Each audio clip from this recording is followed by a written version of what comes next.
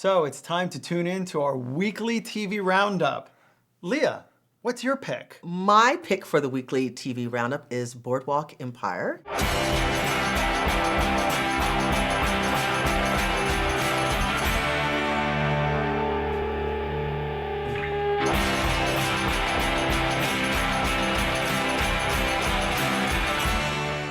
So Boardwalk Empire is this episodic serialized hour-long crime drama. It's at the dawn of Prohibition, and we see how bootlegging and crime and politics all come together to really build this small town called Atlantic City. The boss of the town, if you will, is Nucky Johnson, played by one of my favorites, Steve Buscemi. Steve Buscemi feels very contemporary, set in this period piece, but he grows on you. He carries a particular kind of stature with him. His performance is one that he's just impervious to laws and rules, and he just kind of switches allegiances and alliances that basically suit his business endeavors, which include bribing politicians, rigging elections, smuggling booze. The characters that populate this world are fascinating. We've got Margaret Schroeder, played by Kelly Macdonald, who is this immigrant woman who later on becomes his love interest.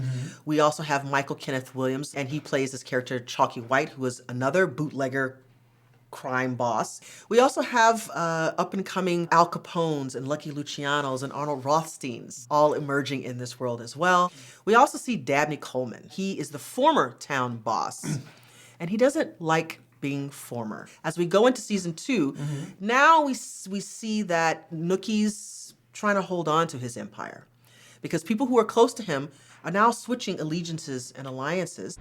Who is against you? All of them. We're taking back the city. Alcohol's the key. What we ship comes in, what Nucky ships doesn't. It's ours for the taking, boys. Chicago will no longer be buying alcohol from Atlantic City. How bad is this?